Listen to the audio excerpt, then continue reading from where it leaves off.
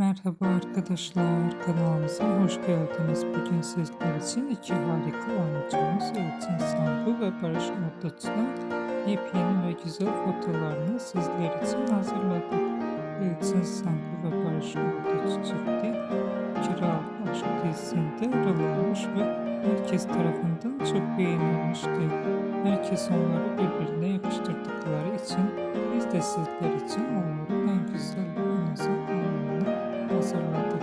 Bu videoların devamı gelmesini istiyorsanız kanalımıza abone olup yorum yazmayı unutmayın. Herkese teşekkür ederiz.